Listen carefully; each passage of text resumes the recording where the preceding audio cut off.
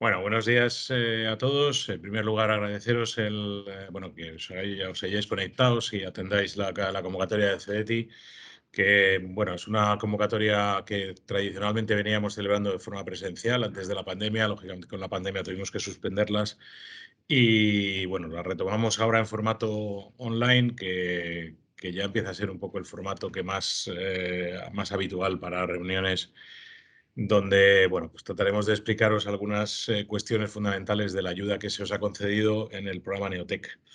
El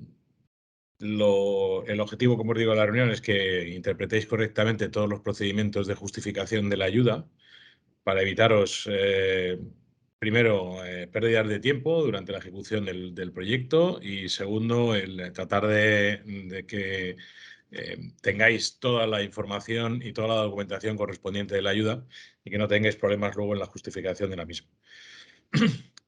A mi intervención me va a seguir Natalia, que es una compañera del CEDETI, del Departamento de Certificación y Seguimiento, con lo cual ella conoce todos los detalles que os trasladará en la presentación y que luego os haremos llegar. Que vamos a compartir con vosotros. Bueno,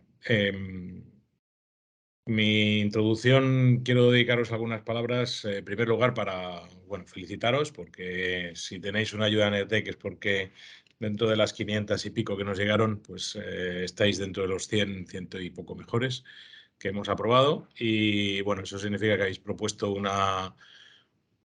desarrollo tecnológico de creación de nueva empresa que encaja relativamente bien con lo que nosotros interpretamos desde el punto de vista técnico, que puede suponer un plan de negocio interesante y rentable a futuro. Quiero expresaros la disponibilidad del CEDETI, de todo el equipo del CEDETI, para ayudaros en lo que sea posible y dentro de los márgenes de actuación que tenemos. Creo que la proyección de algunas de las empresas, yo me he mirado algunas de estas empresas, el contenido principal del plan de negocio que planteáis. Y bueno, realmente creo que algunas tecnologías pueden tener como os digo, un desarrollo muy, muy relevante y sería una pena que no aprovecháramos entre todos, que la sociedad española no pudiera aprovechar los rendimientos de esa tecnología en el futuro. Esto lo digo porque muchos de ellos, por lo que he visto, algunos de vosotros ya os conozco, a las compañías, bueno, pues ya estáis participados por capital riesgo o por inversores que trabajan en el entorno del capital riesgo. Este es un hecho que quisiera destacaros algunas referencias. Lógicamente tenéis todo el derecho del mundo con vuestra tecnología, vuestras ideas, la ayuda que se os ha concedido a desarrollar el negocio, el mejor negocio posible y que obtengáis la mayor rentabilidad posible. Pero sí me gustaría, en la medida de lo posible, pues tratar de orientar o daros algunas indicaciones en virtud de la experiencia que hemos desarrollado en los últimos años con nuestra filial Invierte. Como sabéis, Invierte es una sociedad de capital riesgo que pertenece al CEDETI, es 100% CEDETI, que invierte en empresas de base tecnológica, en startups. Tenemos alrededor de unas 300 empresas participadas, 250 de manera indirecta a través de vehículos de inversión, casi todos los vehículos de Venture Capital y de las etapas semilla y de consolidación que hay en España, que como os digo, que invierten en tecnología, pues están participados por nosotros. Si bien desde el año 2019 hemos desarrollado una nueva estrategia de inversión, que lo hacemos en coinversión con un inversor privado que nos acompaña en las ampliaciones de capital de las compañías. Desde el 19 entramos directamente en el capital de las startups españolas. Esta nueva estrategia, pues hemos realizado ya operaciones o entradas en capital de alrededor de unas 90 empresas. Con esto lo que quiero deciros es que el CEDETI ofrece muchos más servicios de lo que puedan ser ayudas públicas, como es la ayuda que habéis obtenido en Neotec. Es decir, que no solo gestionamos ayudas de Estado para promover el desarrollo, la actividad de investigación y desarrollo tecnológico en las empresas españolas, sino que ofrecemos capitalización de empresas, que yo creo que es un tema muy relevante para vosotros, y también ofrecemos otras líneas que también hemos puesto en marcha recientemente, como la compra pública innovadora, donde el CEDETI compra prototipos de dispositivos o productos o servicios novedosos que no existen en el mercado, los adquiere y los pone a disposición de una unidad de la administración, puede ser de la administración general, de la administración autonómica o de la administración local, para que valide el funcionamiento de ese prototipo. Es un mecanismo de acelerar la llegada de la tecnología al mercado. Si entráis en la página web del CEDETI, entráis en compra pública innovadora, podéis ver las 8 compras que hemos lanzado, desde un sistema de detección temprana de robos en áreas rurales, que se lo cederemos a la Guardia Civil para que lo analice la funcionalidad y asegurar el buen funcionamiento del mismo, si cumplen los requisitos que se establecieron, hasta la compra de una nueva tecnología para preservar órganos que van a ser utilizados para trasplante, que evite la necrosis que los sistemas de criogenia actuales provocan. Bueno, son algunos ejemplos. Como os digo, ahí tenéis el listado. Vamos a sacar nuevas compras este año a lo largo de este ejercicio, aprovechando el plan de recuperación español. Siempre, como os digo, adquiriendo cosas nuevas. No estamos limitados a las que vamos a lanzar, sino que, bueno, aceptamos ideas de cosas que pueden tener relevancia dentro del uso para la administración y analizamos la viabilidad de poder lanzar ese proceso de compra y si tiene sentido realizarlo. Por tanto, tened en cuenta el conjunto de actividades que desarrolla el CEDETI, mucho más allá, como os digo, de lo que son las ayudas estatales para la I+D empresarial bajo los regímenes que autoriza la Comisión Europea. Una aclaración desde el punto de vista legal. La ayuda Neotec se concede bajo el Reglamento General de Exención por Categorías, que es el reglamento europeo que agrupa todas las ayudas de Estado. La vuestra se concede bajo el criterio de joven empresa, es decir, con menos de 6 años, que nos permite una mayor libertad en cuanto a la elegibilidad de costes que se conceden en la ayuda. El CEDETI su mayor actividad se centra en las ayudas a la I+D, no a la joven empresa. Joven empresa solo tenemos esta convocatoria de Neotec. Bueno, y Neotec Mujeres que lanzamos este año, que es una acción exploratoria que estamos testando, a punto de acabar ahora la evaluación. Bueno, y lanzaremos otras nuevas ayudas para temas de eficiencia probablemente energética en breve y otras iniciativas que nos apoyamos no en ese reglamento, sino en las ayudas de incentivos regionales, que son otras ayudas que permite también el Tratado de la Unión Europea.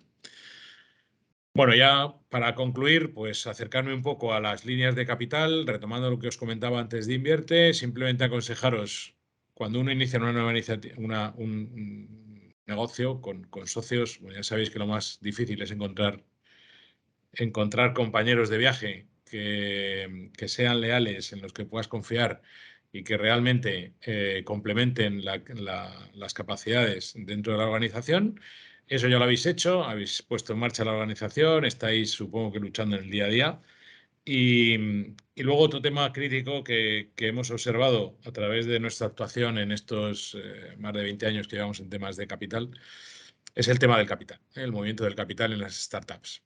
Las startups tecnológicas, cuando superan todas las crisis y todas las dificultades, porque tendréis dificultades en vuestro desarrollo empresarial, como todo el mundo y todos los antecesores vuestros han tenido, siempre pueden tener dos salidas. Una es la venta a un tercero, ganas dinero y muchos de los emprendedores acaban luego intentando ser emprendedores en serie y se dedican a la inversión. Está bien, así ganas dinero y tienes una actuación que permite desarrollo de tecnología. Esa tecnología muchas veces lo que está ocurriendo es que acaba en manos de multinacionales y viaja fuera del territorio. Es una actuación que nosotros promovemos porque los ciudadanos tienen toda la libertad del mundo para realizarla y para llevarla a cabo. Nosotros estamos ahora empujando, desde el punto de vista capital, iniciativas que persigan el desarrollo de esa tecnología como empresa y, en la medida de lo posible, tratar de paliar ese defecto estructural que tenemos en España, que es el escaso volumen de grandes empresas. Apenas tenemos grandes empresas industriales, tenemos solamente en el sector de banca o en el sector de gran consumo tenemos grandes corporaciones y es una de nuestras grandes debilidades desde el punto de vista económico. Entonces, el CDTI está haciendo un esfuerzo para intentar hacer crecer a las empresas. Si es vuestro ánimo en el futuro, conseguís saltar todas las barreras y dificultades, como os decía antes, y os planteáis un crecimiento continuo de vuestra compañía, pues estaremos encantados de compartir con vosotros esas ideas y ver cómo, apoyándoos en el CDTI y, lógicamente, en inversión privada, porque el CDTI siempre actúa con inversores privados, pues podamos conseguir consolidar la empresa y hacerla crecer. Hay muchos mecanismos. Cuando negociéis con capital riesgo, por favor, asesoraros bien, porque los temas de capital son críticos en el medio y en el largo plazo de las organizaciones. Hay mecanismos para, ya sé que cuando uno negocia con alguien que tiene bastante más dinero y uno va pidiendo dinero, pues tiende a ceder demasiadas cosas. Pensar que la idea que tenéis es buena, es muy buena, pero que también vale lo que el mercado es capaz de ofrecer. Para eso, como os digo, pues hay procedimientos. Si queréis crecer, si queréis tener el día de mañana una empresa mediana, grande, que sea capaz de dar empleo en la sociedad y que comercialice productos novedosos, bueno, pues hay mecanismos para apoyarse en el capital privado, pero sin necesidad de perder el control de la compañía en determinados momentos. Tenéis mecanismos de multiplicadores cuando gestionéis, pero ahí os tenéis que asesorar convenientemente en esos procesos para cuando entre o cuando aceptéis la entrada de capital en vuestras organizaciones. Nada más por mi parte. Muchas gracias a todos por el esfuerzo que hacéis en el día a día. Enhorabuena de nuevo por esa ayuda a Neotec. Y yo creo que si queréis formular alguna pregunta rápida, como decía Reyes, encantado de poderosla responder. Y si no, pasamos a que Natalia os cuente en detalle cómo se justifican las ayudas para que no os llevéis ninguna sorpresa cuando llegue el momento determinado de justificarlas. No sé si hay alguna pregunta o si la vais a hacer por el chat. Reyes, no sé si has recibido tú alguna, imagino que no. No, la idea es que la gente levante la mano o directamente se conecte, ponga su cámara y abra el micrófono y haga la pregunta. Si alguno lo tenéis, podéis hablar. ¿Tenéis alguna pregunta? Ninguna. Esperamos entonces a la presentación de Natalia. ¿Vale? Ok. Pues muchas gracias. Os dejo y que vaya bien la sesión de hoy y que, bueno, nos veamos en el futuro cuando tengáis esa empresa en marcha y funcionando a buen ritmo. Adiós, buenos días. Hasta luego.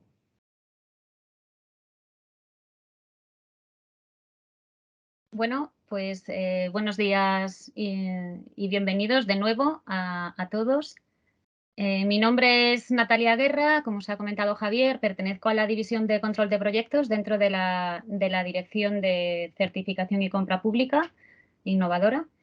Y el objetivo de la presentación que os voy a hacer pues es el de resaltar aquellos aspectos más importantes del proceso de justificación de ayudas Neotec, dado que sois empresas de nueva creación y, por tanto, con una infraestructura de personal pues, que todavía no está consolidada, a los que este proceso pues, les puede hacer un poco arduo.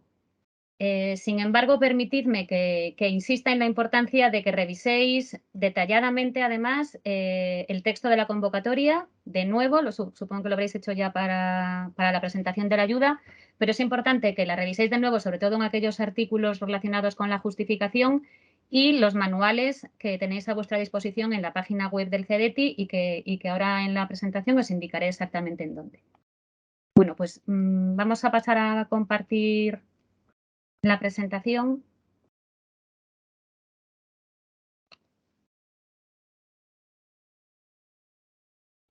Bueno, pues en primer lugar os voy a presentar el ciclo de vida del proyecto en el CDTI. Vosotros habéis pasado ya por las primeras etapas, la de presentación del proyecto, la de la evaluación técnica y económica por parte de mis compañeros, y estáis en un momento en el que ya conocéis que sois beneficiarios de esta ayuda Neotec. Esta fase, que podría parecer el fin del proceso, sin embargo, es el inicio de la etapa más importante, aquella en la que se desarrolla vuestro plan de empresa y que finaliza con el desembolso de la ayuda. Y esperamos que posteriormente con el éxito empresarial de vuestro proyecto. Bueno, pues durante esta fase de seguimiento técnico y del gasto, os acompañaremos desde la División de Control de Proyectos. En particular, cada uno de vosotros tenéis asignados un técnico de la División de Control de Proyectos y su nombre lo podéis ver en la sede electrónica, dentro de vuestro expediente. Con respecto al desembolso, quería comentaros, entiendo que ya la mayor parte de vosotros, si no todos, habéis solicitado el anticipo al que tenéis derecho una vez emitida la resolución de concesión. Es un anticipo de hasta el 60% de la subvención con un máximo de 150.000 euros. Si alguno de vosotros no lo habéis hecho, tenéis la acción disponible en la sede electrónica, también dentro de vuestro expediente, para hacerlo. Bueno, a ver si consigo. Bueno, os voy a decir brevemente algunas de las obligaciones del beneficiario. Por favor, leéroslas atentamente. Están en el artículo 15 de la convocatoria y también en el artículo 14 de la Ley General de Subvenciones y en el artículo 5 de la orden de bases que afecta a vuestro proyecto. Son obligaciones importantes, todas ellas, puesto que estaréis sometidos a control por parte de otros organismos como la IGAE, la Comisión Europea o la OLAF, la Oficina Europea de Lucha contra el Fraude, que verifica el cumplimiento de todas estas obligaciones. Por eso os recomendamos que os las leáis detenidamente y que además, durante toda la ejecución del proyecto, os preocupéis de mantener una adecuada pista de auditoría de todas las actuaciones y de la documentación soporte de este expediente. En todo caso, aquí os he resumido las más importantes porque tienen consecuencias en lo que es el desembolso de la ayuda CEDETI. Pues entre otras, como os digo, que están en esos artículos que he mencionado, está la de mantener las exigencias de capital social previstas en la convocatoria y la de mantener la consideración de pequeña empresa durante toda la ejecución del proyecto. Al tratarse de subvenciones cofinanciadas con fondos europeos del Mecanismo de Recuperación y Resiliencia, lo que llamamos el MRR, también está la obligación de no perjudicar significativamente al medio ambiente, que es el principio de NSH, y otras obligaciones de información y publicidad relativas a esta financiación del MRR, cuyo detalle podéis consultar en la convocatoria, y la obligación de publicar la concesión de la ayuda en vuestra página web, incluyendo la frase subvencionado por el CEDETI, ¿vale? Y los emblemas que también encontráis disponibles en la web CEDETI. Bueno, las novedades de la convocatoria 2021, por si alguno de vosotros ya os habéis presentado a convocatorias previas, os las voy a resaltar porque hay dos principales que tienen mucha relevancia. La primera de ellas es las condiciones especiales de financiación para aquellos proyectos con la contratación laboral de al menos un doctor. Permitidme recordaros que las condiciones generales de subvención de la convocatoria Neotec eran de hasta un 70% de subvención del presupuesto con un máximo de 250.000 euros. Sin embargo, para los proyectos que cumplían los requisitos del anexo 2 de la convocatoria, estas condiciones cambiaban siendo una subvención de hasta el 85% del presupuesto con un importe máximo de subvención de 325.000 euros.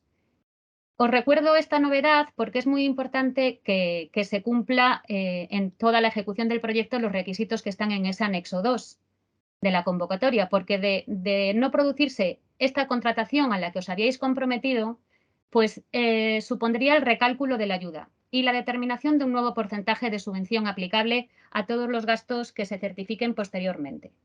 Después, para explicaros cómo es el método de recálculo de la ayuda, os mostraré un caso práctico en próximas diapositivas. Otra de las novedades de esta convocatoria es que el presupuesto está desglosado en partidas y conceptos. Aquí podéis ver lo que llamamos partidas, que sería lo que está en gris, las inversiones en activos fijos, el personal, materiales, colaboraciones externas y otros gastos. Y conceptos, pues serían cada uno del detalle que aparece en las partidas. Por ejemplo, en personal también serían conceptos las categorías de doctor, titulados universitarios y otros. ¿Por qué os comento la importancia de que el presupuesto esté desglosado? Pues porque los gastos que certifiquemos corresponderán a las partidas y a los conceptos que estén aprobados en la resolución vigente, ya sea esta la resolución de concesión o la resolución de modificaciones. La Ley General de Subvenciones nos obliga a respetar este desglose en la certificación con muy poca flexibilidad ante desviaciones. Por ello es muy importante que durante el periodo de modificaciones solicitéis aquellas que hayan acontecido durante el transcurso del proyecto para que cuando vayáis a justificar sea el presupuesto que justifiquéis lo más parecido posible al que esté en la resolución definitiva, la resolución vigente. En todo caso, ahora os vamos a entrar en el detalle de cada una de estas etapas del proceso de seguimiento, que son, pues en primer lugar, la presentación de la solicitud de modificaciones, que dará lugar, como acabo de mencionaros, a una nueva resolución. Después, la presentación de la justificación de gastos, que también realizaréis vosotros a través de la sede electrónica del CEDETI. Y por último, el trabajo que realizaremos desde el CEDETI de verificación de esos resultados y de la propia certificación de gastos, que dará lugar al acta de certificación. Vamos a entrar en cada una de estas etapas de una manera no muy detallada, porque si no la presentación sería muy extensa, pero como os comento, en los manuales que tenéis disponibles en la web del CEDETI se entra más en detalle. Bueno, pues empezamos con la presentación de la solicitud de modificaciones de la resolución de concesión. Las modificaciones que se pueden solicitar en esta etapa son cambios económicos en el presupuesto del proyecto. Se pueden admitir traspasos de los gastos entre las diferentes partidas y también entre los diferentes conceptos. Por supuesto, no puede superarse el presupuesto total aprobado en resolución de concesión ni el importe de la ayuda, pero se pueden admitir variaciones.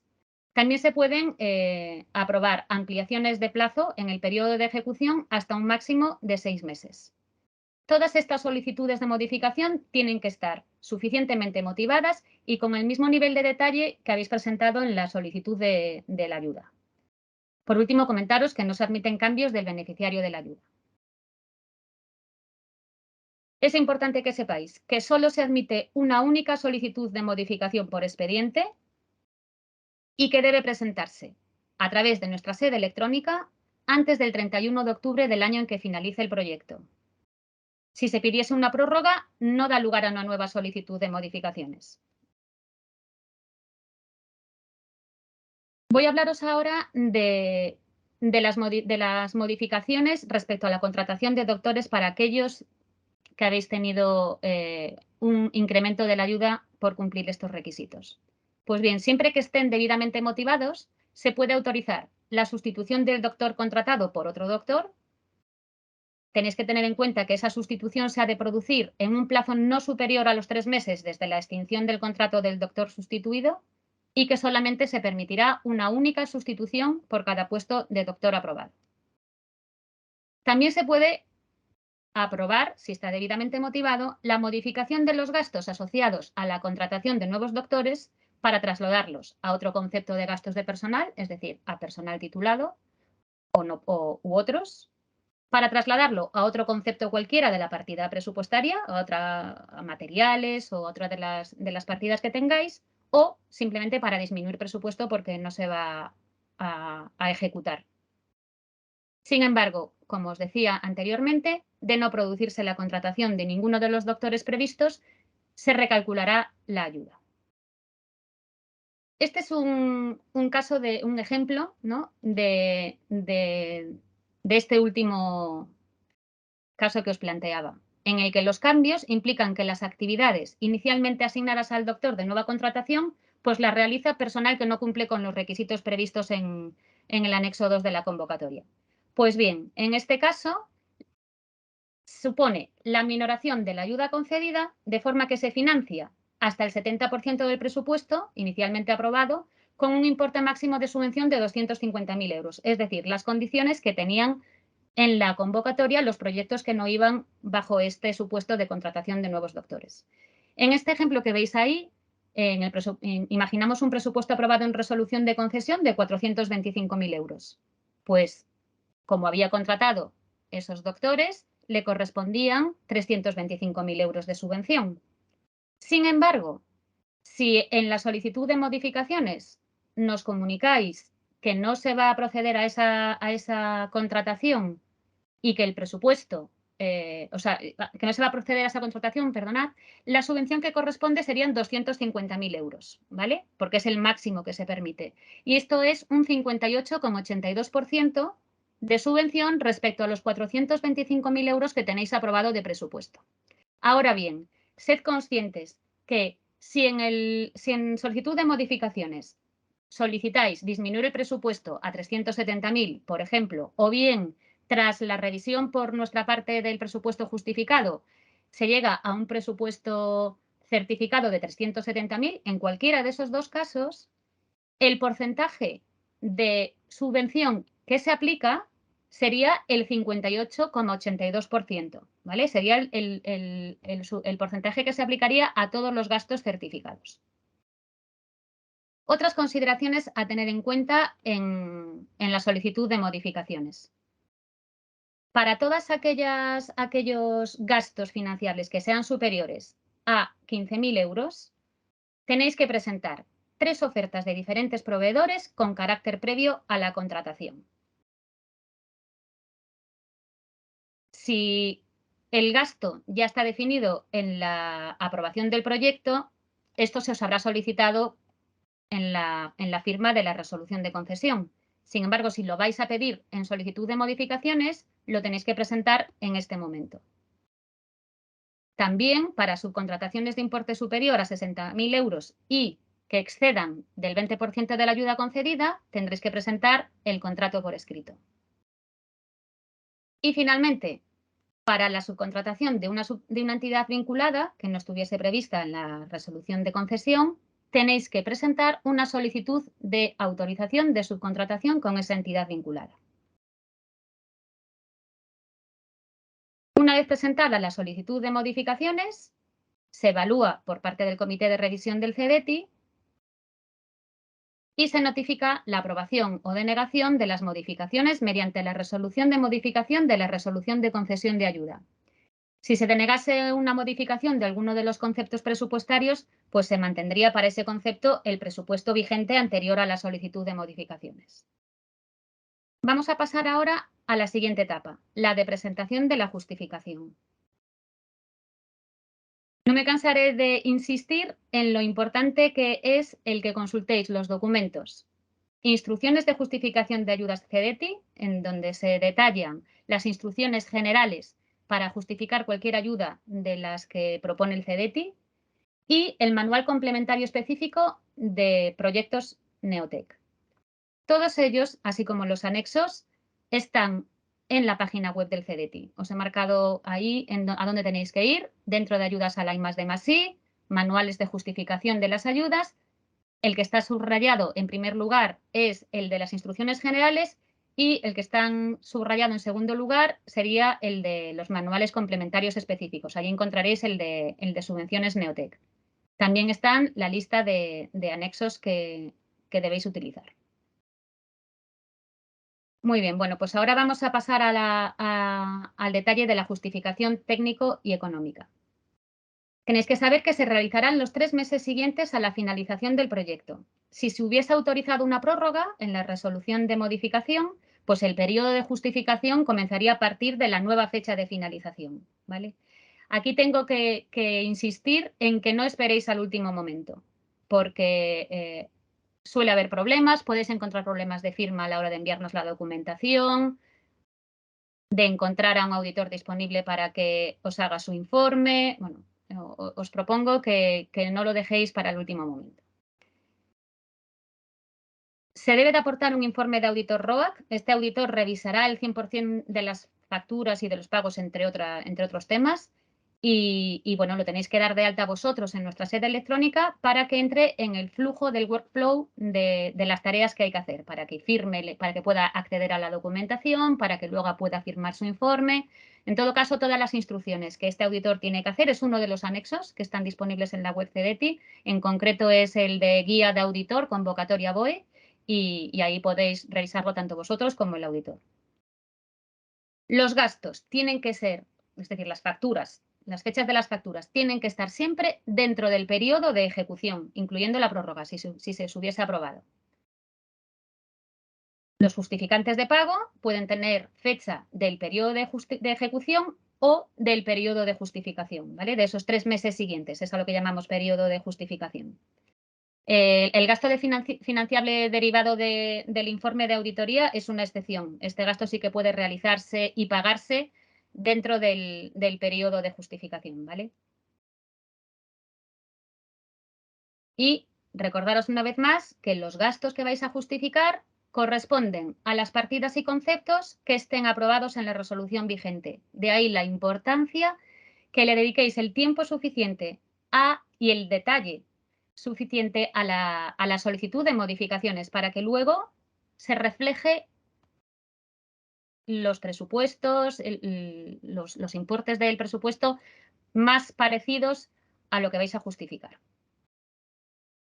También tenéis que presentar el plan de empresa actualizado, en donde se describirán las actividades desarrolladas y el progreso alcanzado con relación a los objetivos previstos en el plan de empresa inicialmente propuesto.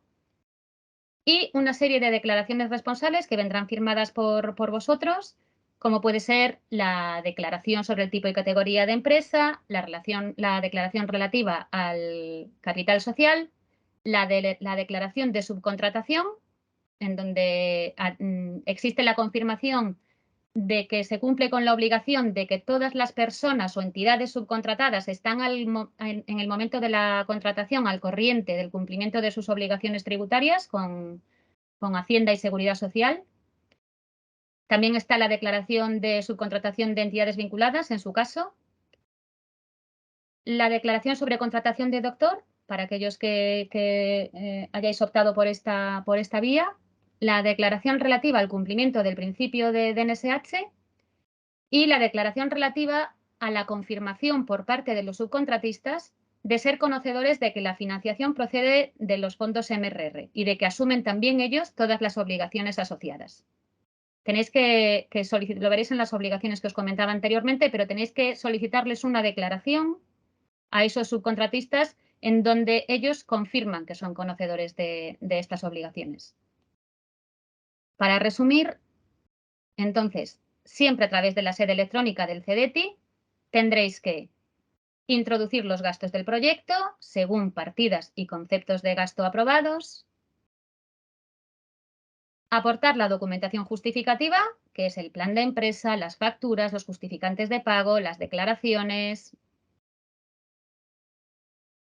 y, finalmente, firmar los documentos que se generan, como son la memoria económica y esas declaraciones, que se firmarán electrónicamente con certificado de representante de persona jurídica de la entidad beneficiaria. Por eso os digo que lo hagáis con tiempo para que no haya problemas con que estos certificados estén en vigor y toda la casuística que se puede dar al tener que hacer toda esta tramitación a través de la sede electrónica. Además, como os había dicho, ya habríais dado de alta al auditor que os va a realizar el informe, toda esa documentación le llega al auditor, la verifica, él firma también electrónicamente su informe, os llega a vosotros un correo diciendo que el auditor ha terminado su trabajo y tenéis que darle a enviar para que a nosotros nos llegue la comunicación de que habéis terminado vuestra labor. Es importante lo de que le deis a enviar, porque nos ha ocurrido que algunas empresas piensan que una vez que el auditor firma ya se terminó el proceso y no. O sea, el auditor firma, os puede hacer alguna salvedad diciendo no, esto está mal, podéis corregirlo. Si no os hace ninguna salvedad, le dais a enviar, ¿vale? Para que a nosotros nos llegue el aviso. Bueno, como os decía, aquí están las instrucciones y manuales que os atañen y los anexos, ¿vale? Os he mostrado aquí no sé cómo vamos de tiempo, vale, vamos bien. Os he mostrado aquí un pantallazo de cómo es la aplicación para cuando rellenéis datos, ¿no? Esta es la partida de personal y como veis, pues tenéis que poner el grupo al que pertenece cada una de las personas, cada uno de los trabajadores que imputan horas al proyecto, su NIF, su nombre, el cargo, su salario bruto para la anualidad. Si el proyecto es de 2 anualidades, os aparecerá esta pantalla 2 veces, ¿vale? Su salario bruto, las horas de convenio que le afectan, su coste de seguridad social, se calcula automáticamente el coste hora. Y esto lo tenéis que hacer para cada una de las personas que imputan horas al proyecto. Luego, la documentación que tenéis que aportar, la documentación justificativa, pues son partes horarios firmados por cada uno de los trabajadores, nóminas, documento 190 o certificado de retenciones, documentos RNT de la relación nominal de trabajadores para que podamos validar que el dato del coste de seguridad social es correcto, los documentos de IDC, que son informes de datos de cotización, todos ellos son documentos estándar que ofrece la Seguridad Social y que están en los anexos para que veáis a cuáles nos referimos, ¿vale? El convenio de aplicación y bueno, toda la documentación soporte para poder validar que estos datos son correctos. En el caso de la cumplimentación de gastos con facturas, pues esta sería la pantalla que tendréis. Tendréis que elegir el concepto al que pertenece esa factura, el número de factura, la descripción del gasto, es decir, lo que pone la factura, quién es el proveedor, su CIF, la fecha de factura, la fecha del documento de pago y el importe que imputáis al proyecto, si es la factura total o parcial.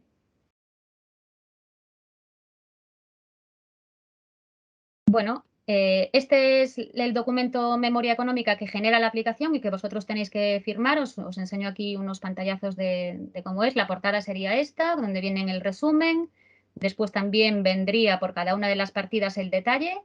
Pues aquí veis, vendrían las personas, las fechas en las que se da de alta, la fecha de inicio, que coincidiría con la fecha de inicio de la anualidad, a no ser que esa persona se haya contratado posteriormente, que entonces sería la fecha de contratación. Lo mismo con la fecha de fin, sería la fecha de fin de la anualidad, a no ser que esa persona haya sido baja en la empresa, que entonces sería la fecha de baja. Pero, como os digo, todo este detalle está en los manuales.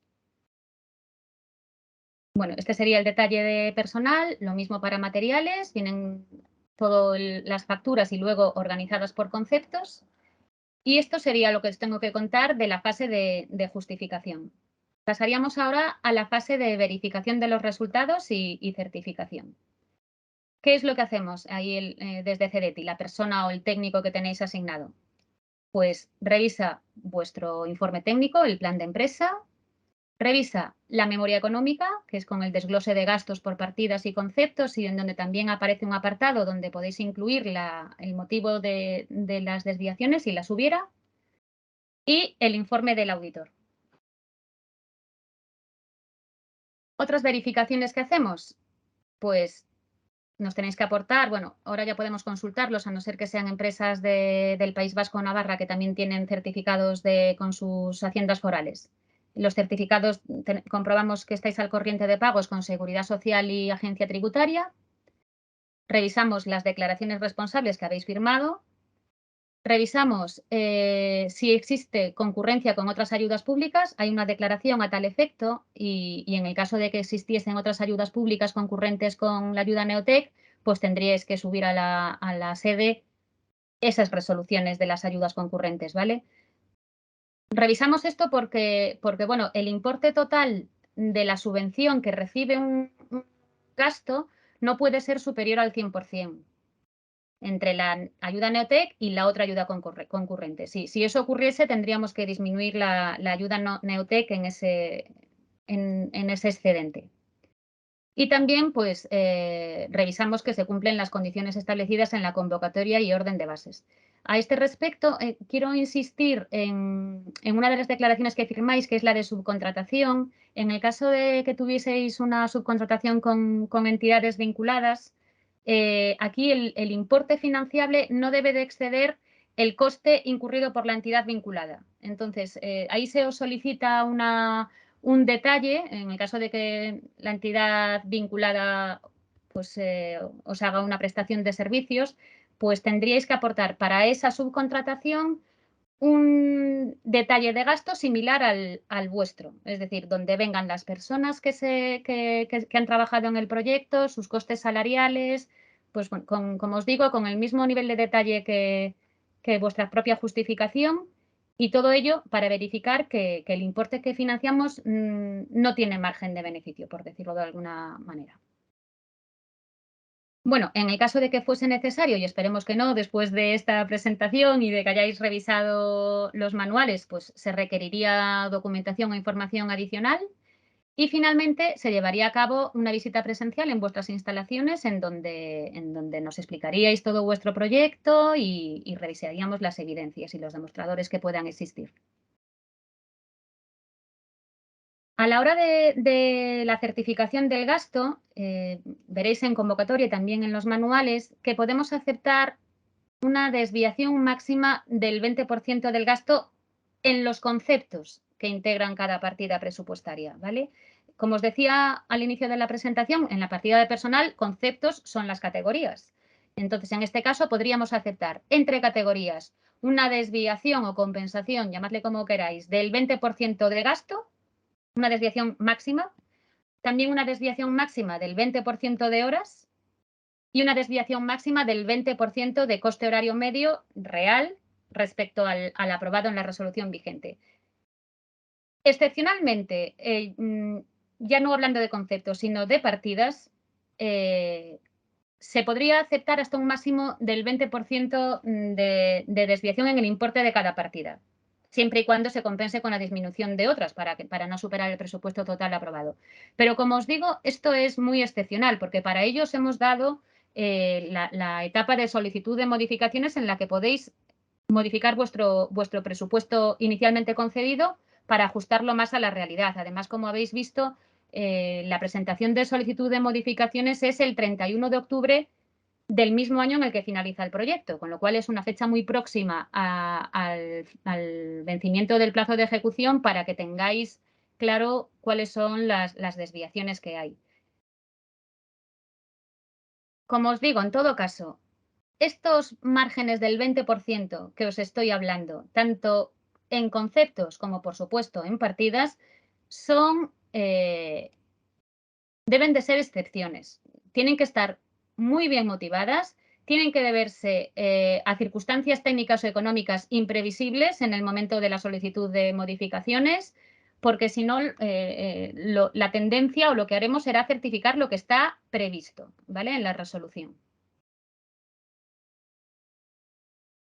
Además, otras comprobaciones que hacemos, como ya os decía anteriormente, es la concurrencia con otras ayudas públicas, ¿vale?, y el cumplimiento de los requisitos del anexo 2 de la convocatoria relativos a la contratación de nuevos doctores en el caso de aquellos beneficiarios que hayáis optado por esta vía. Os recuerdo que en el caso de incumplimiento, pues se financiaría únicamente hasta el 70% del presupuesto inicialmente aprobado, con un importe máximo de subvención de 250.000 euros. Voy a recordar muy brevemente cuáles son los requisitos que estaban en el anexo 2 para la incorporación de doctores. Es un resumen, los tenéis en la convocatoria. El primero sería relativo a la fecha de contratación, que tiene que ser posterior a la solicitud de la ayuda y anterior a la finalización del tercer mes desde el comienzo del proyecto. Por supuesto, en la fecha de contratación tienen que estar en posesión del título de doctor, la persona. Y si es un título obtenido en el extranjero, tiene que estar homologado por una universidad española también con anterioridad a esta contratación. La persona que se contrate no ha debido de tener relación contractual con la empresa beneficiaria previamente a la contratación, ni haber participado en su capital social. El contrato que se establezca, el contrato laboral, ha de ser indefinido y a tiempo completo, hasta el final del proyecto. Se permite una única sustitución por doctor contratado y en un plazo de 3 meses, desde la extinción del contrato del doctor sustituido. El salario bruto ha de estar entre los 30.000 euros y los 50.000 euros. Bueno, puede ser superior, pero se financiaría únicamente hasta los 50.000 euros. Y la imputación de sus horas al proyecto ha de ser del 100%. Bueno, pues si después de todas estas comprobaciones que os he mencionado se hubiese visto que la inversión es inicial a la aprobada en la resolución vigente, pues se procede a la reducción de la ayuda ajustando la cuantía de esta subvención a las inversiones certificadas. Y para ello se utiliza ese porcentaje de subvención del que ya os he hablado en anteriores diapositivas. Y finalmente, pues se emite una certificación acreditativa del cumplimiento de los fines que justificaron la concesión de la subvención. y que determinará la procedencia del pago de la subvención. Recordaros cuáles son aquellas situaciones que darían lugar al reintegro total de la ayuda, que es que no se certificasen al menos el 60% de los gastos previstos en la resolución de concesión, que no se mantuviesen las exigencias de capital social durante el plazo de ejecución, que se perdiese la consideración de pequeña empresa durante el plazo de ejecución y, por último, que se incumpliese el principio de no causar un perjuicio significativo al medio ambiente, ¿vale? El DNSH en el sentido del artículo 17 del Reglamento de la Unión Europea 2020/852. Y hasta aquí, pues, la presentación. Espero que os haya aclarado las dudas que teníais y que no haya sido muy ladrillo, porque ya es viernes y tenemos ganas de relajarnos. Os dejo aquí el buzón en el que atenderemos vuestras dudas en el caso de que hoy no diese tiempo a responderlas todas o sugieran con posterioridad, ¿vale? Y eso es todo. Bueno, ahora, si acaso, tenemos preguntas. Josep tiene una pregunta que ha levantado la mano. Adelante. Sí. ¿Me escucháis? Sí, te escuchamos. Tengo un par de preguntas. La primera es respecto a los subcontratistas, que he escuchado que comentáis que tienen que hacer una declaración de estar al corriente de sus obligaciones administrativas. Me pregunto, el caso de los subcontratistas extranjeros, ¿tienen también que hacer esta declaración? Por ejemplo, México, por ejemplo. Y te respondo, mira, sobre el tema de estar al corriente no es una declaración.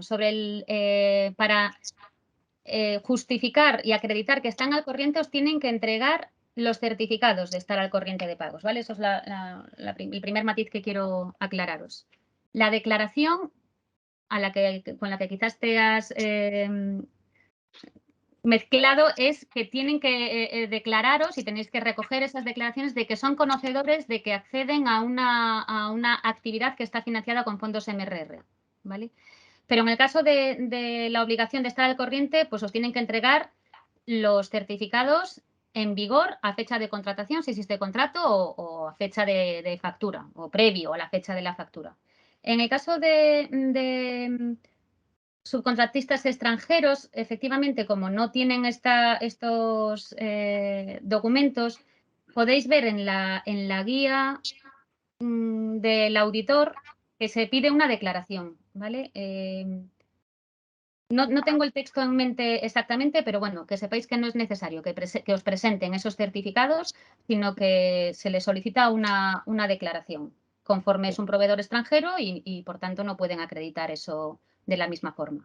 Gracias. Y tenía otra preguntita corta, ¿puedo? Sí. Adelante. Habéis comentado que al final hay una visita a las instalaciones. Me pregunto qué haréis en el caso de que seamos una empresa completamente remota, sin oficinas físicas. Pues tendréis que habilitar un lugar en el que nos podamos reunir para que nos presentéis proyecto y evidencias. Vale, gracias. Bueno, la siguiente pregunta, el siguiente que ha levantado la mano es David. Después contestaremos también alguna que hay en el chat, pero de momento vamos a ver las que levantéis la mano. David, por favor. Sí, hola Natalia, soy David Miguel de Quadtalis. ¿Qué tal? Es un poco en relación con las preguntas anteriores. En el caso de los subcontratistas que tienen que estar al corriente pago, los certificados, lo que comentabas efectivamente que en el caso de que sean extranjeros es una declaración jurada que creemos o no hemos visto que haya ningún tipo de modelo. Te quería preguntar, en el caso de la declaración de ser conocedores del MRR, ¿se va a poner algún modelo a disposición o también es formato libre? Gracias. Es formato libre. En ambos casos. En el tema, mira, estaba revisando aquí la guía, efectivamente pone, en caso de subcontrataciones que no tengan NIF ni NIE en España, se deberá presentar una declaración jurada sobre la circunstancia de que no están dadas de alta ni en Hacienda ni en Seguridad Social Española y que, por tanto, no pueden aportar dichos certificados. Tanto esta declaración como la que comentas de que son conocedores es formato libre, ¿vale? De hecho, nosotros en la justificación lo que os vamos a pedir No son estas declaraciones, que por supuesto tienen que estar a disposición de CEDETI o del auditor si así se requiriesen.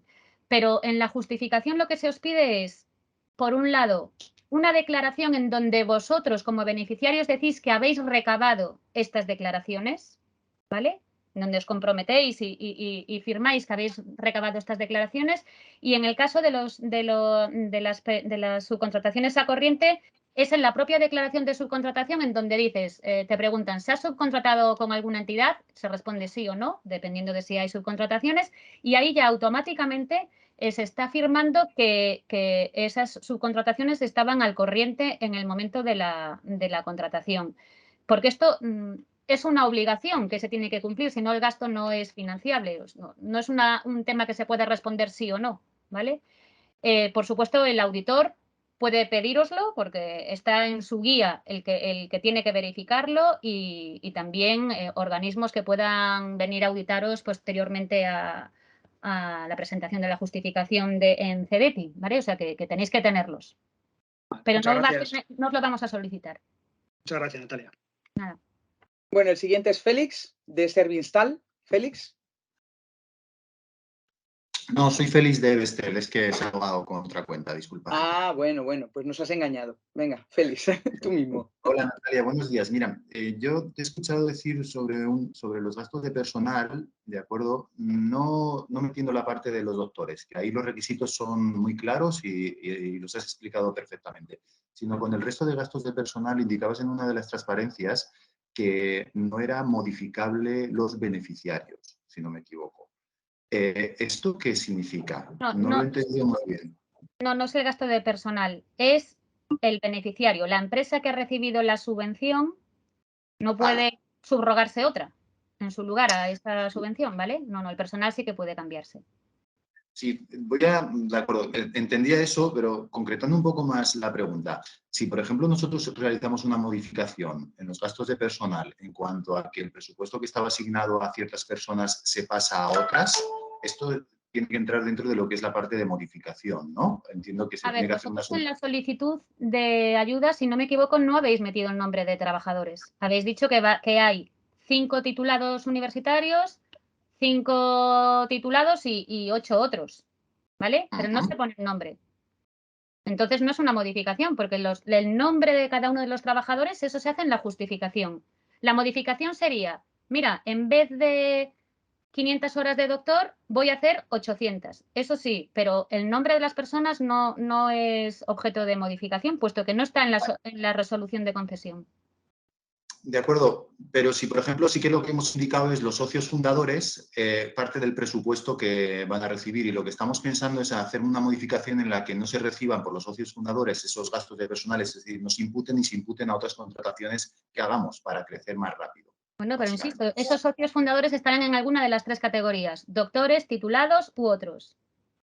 Si en vez de ser doctores pasan, porque esos socios fundadores no van a recibir no van a participar en el proyecto, son otros, pues cambiáis las horas. Vale, muchas gracias. Bueno, Ana López. Sí, hola. Tengo una pregunta con respecto al doctorado. Si no entendí bien, si no entendí mal, el doctorado tiene que tener un doctorado en España y si no es español, ¿qué pasa? Eso está en la convocatoria, es uno de los requisitos. El título de doctor tiene que estar homologado por una universidad española previamente a la contratación. Ah, ok. Gracias. Nada. Bueno, el siguiente es Daniel Moledo. Hola, buenos días, Natalia. Yo quería saber si existe algún procedimiento específico para justificar la sustitución de un doctor, cumpliendo con el plazo en los primeros 3 meses y desempeñando la misma labor y las mismas horas. ¿Hay algún procedimiento a mayores? No. Gracias. No lo hay. Se verá directamente en la justificación, porque tendremos un doctor inicialmente que, como veíais en esos pantallazos que os enseñaba, que con una fecha de inicio y una fecha de fin, y la fecha de inicio del siguiente doctor, pues que se comprobará con el IDC, con el documento de la Seguridad Social en donde se ve la fecha de alta en la empresa, pues se verá que es que está en esos 3 meses desde la fecha de extinción del anterior. Y también, con respecto a los doctores, hay una declaración que viene a resumir todos esos puntos que os he dicho, ¿no? En donde pone el beneficiario, os comprometéis a que se están cumpliendo todos esos requisitos. Entonces, con ambas cosas es suficiente. Bueno, pues entonces le toca a José Antonio León. Hola, buenas tardes. Muchas gracias, Natalia, y a todo el CDT. Mira, dos preguntas breves, si me permitís. Primero, en la convocatoria se financiaba la certificación del carácter de empresa innovadora, ¿vale? Entonces, se incluyó esa subcontratación en el presupuesto, pero se ha exigido la certificación del carácter de empresa innovadora previo al plazo de ejecución. Entonces, ¿qué va a ocurrir con ese presupuesto? No es financiable. Todos los gastos tienen que estar la factura en plazo de ejecución del proyecto. Entonces, en solicitud de modificaciones podéis cambiarlo a otro gasto que hayáis tenido. Es un poco la convocatoria, no hay mucha coherencia entre la convocatoria y lo que ha sucedido, ¿no? Tienes toda la razón, lo hemos detectado y así lo hemos notificado a los departamentos que redactan convocatorias, porque efectivamente es verdad que si alguien te hace la certificación, lo normal es que te emita la factura y te lo cobre, ¿no? En el momento en el que emite la certificación, que la propia convocatoria exige que sea antes de resultar beneficiario de la ayuda. Pero ya os digo, el tema de que los gastos tienen que estar en periodo de plazo de ejecución es un sí o sí. Vale. Una segunda pregunta breve. ¿Qué sucede si, claro, no se permiten desviaciones o se permiten las desviaciones que has indicado en la presentación entre los diferentes conceptos de la partida de personal, no titulados, doctores, pero ¿qué sucede si una persona con una titulación superior, quiero decir, un titulado se puede contratar un titulado para hacer funciones de no titulado? Porque entiendo yo que un titulado tiene capacidad para hacer funciones, no al contrario. O un doctor puede contratarse, es decir, yo necesito un perfil, por ejemplo, un desarrollador informático. Sí, te he entendido, pero Perfecto. nosotros vamos a mirar, primero, aclarar que las desviaciones esas del 20% se pueden aceptar si están debidamente justificadas, ¿vale? De ahí la importancia del proceso de solicitud de modificaciones, para que incluso esas desviaciones del 20% no se produzcan, ¿vale? Porque, bueno, la Ley General de Subvenciones nos invita a ser muy poco flexibles con eso. Eso en primer lugar. Y en segundo lugar, nosotros vamos a mirar lo que pongáis en la memoria económica. Si hay lo que está admitido es que desviaciones de hasta el 20%, ¿vale? En casos concretos. No nos vale la explicación de, no, pero es que son doctores, entonces también son titulados universitarios. Claro, pero entonces, si yo necesito un título universitario y el único que tengo adecuado tiene el título de doctor, no lo puedo contratar. Lo pones en doctor en solicitud de modificaciones. Aunque no tenga inicialmente horas de doctor. Sí. En solicitud de modificaciones no hay porcentajes de desviación. Podéis solicitar lo que queráis. Evidentemente, Vale. mientras no bajéis al 60%, que es lo que no está permitido por incumplimiento de reintegro total. Pero si tú tienes 0 doctores previstos y resulta que durante la ejecución del proyecto contratas a 4, pues en ese momento dices, paso de 0 a 800 o a las horas que sean porque he contratado doctores. Vale, si contrato a un doctor al principio del proyecto, causa baja, puedo sustituirlo en 3 meses. Luego dice también la convocatoria, deberá estar contratado a la finalización del proyecto. Si ese proyecto, que ya sería el segundo, y solo se permite una modificación de doctor, causa baja en diciembre, un mes antes, 2 semanas antes de finalizar el proyecto, por motivos ajenos a la compañía, al beneficiario, ¿qué sucedería, Natalia? Me remito a lo que pone en la convocatoria y es que tiene que estar hasta la finalización del proyecto. Sería un perjuicio considerable, ¿no? A ver, yo no puedo deciros más allá de lo que está establecido en convocatoria. Pues muchísimas gracias por toda la sesión y por tus respuestas, ¿vale? Vale. Vale. Bueno, pues Juan Vicente Catret también tenía una pregunta. Sí, hola. Vamos a ver, mi pregunta iba relacionada con el tema de las 3 ofertas para subcontrataciones superiores a 15.000 euros. Hay ocasiones, y más en estos terrenos, donde lo que uno busca es en una OPI, un grupo de investigación, un conocimiento muy particular, y que conseguir 3 ofertas en ese ámbito no parece que sea muy fácil, ¿no? ¿Cuál es la manera más adecuada o que querríais ver a la hora de justificar un proveedor único o pues me queda en eso? Vale, sí, bueno, primero disculpad que no haya entrado en ese detalle en la presentación. Efectivamente, para gastos tanto de adquisición de equipos como prestación de servicios cuyo gasto financiable sea superior a 15.000 euros, es necesario presentar esas 3 ofertas de diferentes proveedores con carácter previo a la contratación, salvo, como bien dices, que por las especiales características del servicio, pues no existan, ¿no? Ese número de proveedores que se piden. En ese caso, tenéis que aportar una declaración de proveedor único que justifique esta situación. Bueno, pues es que claro, no hay ningún modelo ni puedo deciros aquí qué tenéis que poner en esa declaración, porque la casuística puede ser mucha. Pero efectivamente, se puede presentar una declaración de proveedor único para justificar la no presentación de las 3 ofertas.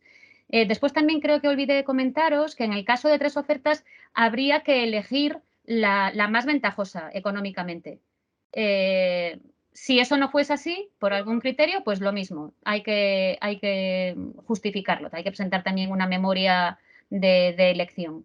Y finalmente comentaros que la no aportación, el no cumplimiento de las 3 ofertas o en su caso de la memoria acreditativa de proveedor único significaría la no aceptación del gasto, ¿vale? O de la modificación si estamos en solicitud de modificaciones. De acuerdo, muchas gracias.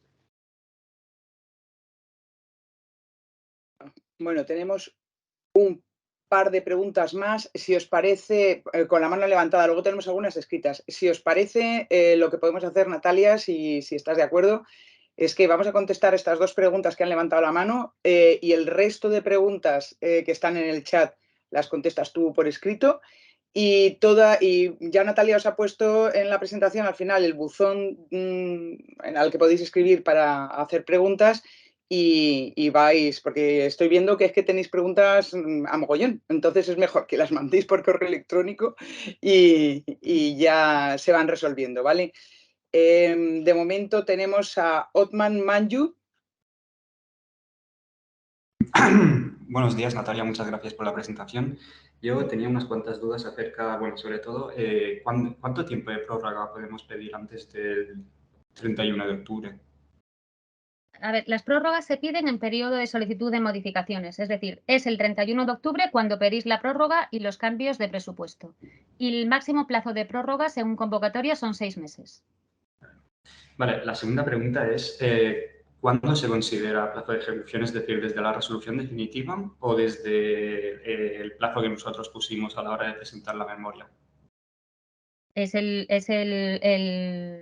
plazo que vosotros establecisteis en la solicitud.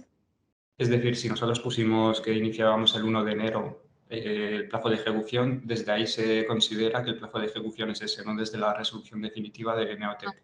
No, desde el plazo que vosotros habéis establecido, sí. De todas formas, eso en la sede electrónica, cuando os metéis, lo podéis ver en uno de los apartados. Pone periodo de ejecución, creo recordar. En este caso, sí, nosotros, por ejemplo, no es la fecha de la resolución, es la fecha que vosotros habéis puesto en la solicitud. En este caso, por ejemplo, nosotros tenemos que, bueno, ya hemos contratado al doctor, pero desde que nosotros iniciamos el proyecto el 1 de enero, pero la resolución salió 2 meses después. En este caso, nosotros solamente tenemos un mes, ¿no?, para contratar al doctor. Porque Así es. Vale. Y la tercera es si también existe la opción contraria, es decir, si nosotros al principio no pusimos que teníamos que contratar ningún doctor y por lo tanto la subvención máxima era 250.000, ahora en el plazo de la solicitud de modificación antes del 31 de octubre, si nosotros ponemos que tenemos que contratar, no existiría la posibilidad de ampliar el presupuesto. No. Vale. El presupuesto, o sea, los límites de las modificaciones siempre es el presupuesto aprobado y la subvención concedida. Vale, muchas gracias. Bueno, José Maceira, puedes hacer tu pregunta ahora. Muchas. Sí, ¿me escucháis? Sí, adelante. Sí, a ver, 2 preguntas rápidas. ¿Un aumento del capital social manteniendo los porcentajes de los socios es admisible o no puede haber ninguna variación en el capital social? Se tienen que cumplir los requisitos de la convocatoria. Es decir, no puede haber ninguna variación en el capital social. No, no sé exactamente lo que pone la convocatoria a ese respecto, pero no se dice que no se modifiquen los porcentajes, ¿no? No sé, te tengo que remitir a la convocatoria, no sé. Vale, de acuerdo. No te puedo ahora, si quieres enviárnoslo al buzón, soy más concreta. Vale, Pero vale. lo que se dice en la convocatoria es contar con un capital social mínimo o capital social más prima de emisión de 20.000 euros. Claro, lo digo por si... Íntegramente e inscrito totalmente en el registro correspondiente antes de la presentación de la solicitud. Eso es lo que pone la exigencia en la convocatoria sobre capital social. Si seguís cumpliendo eso, pues es lo que se... Vale, de acuerdo. Y otra duda que tenemos es, o sea, yo no tengo claro qué diferencias hay, digamos, en lo que es una subcontratación. Por ejemplo, contratar los servicios de un centro tecnológico sería una subcontratación. Claro, sí. Vale, y por ejemplo, los servicios entonces de una asesoría o de un taller de mecanizado sería también una subcontratación. De un taller de mecanizado, sí. De una asesoría, pues depende de qué tipo de asesoría. Tenéis 2 partidas para ese tipo de gastos. Están en otros gastos y que en otros gastos, según la convocatoria, se explicita qué tipo de gastos son. Os lo puedo recordar ahora. A ver, un momentito. Serían gastos de solicitud, mantenimiento de patentes y otros derechos de propiedad industrial, alquileres, los gastos de auditoría. Estos gastos olvidé comentaros en la presentación que estos no son compensables, ¿vale? Ni con ese 20% que hablábamos de excepcionalidad. Sí. Perdón, otros gastos. Gastos de solicitud, mantenimiento de patentes, alquileres, auditorías, suministros, cánones y licencias y seguros. Todo lo que sean gastos de este tipo iría en la partida de otros gastos y otro tipo de colaboraciones pues iría en colaboraciones técnicas, si es su caso, o colaboraciones no técnicas. Y por tanto serían subcontrataciones. Sí. Vale, de acuerdo. Pues me quedó todo aclarado. Gracias. Muy bien. Bueno, pues si os parece, vamos a dejarlo aquí porque nos hemos pasado ya de las 12. Todas las preguntas que hayan quedado en el tintero, por favor, enviadlas al buzón que os ha puesto ahí Natalia. Colgaremos la presentación y la grabación de las sesiones en la web del evento. Y Natalia, te dejo que despidas la reunión. Bueno, pues nada, ha sido un placer estar en esta convocatoria. Es la primera vez que me toca. Espero que os haya quedado todo claro y haya resuelto vuestras dudas. Y bueno, con alguno de vosotros seguro que vuelvo a coincidir como técnica de seguimiento del proyecto en cuestión, y a los demás pues que vaya todo muy bien, que la justificación sea un éxito, que era el objetivo de esta reunión, y por supuesto que también sea un éxito vuestro proyecto empresarial.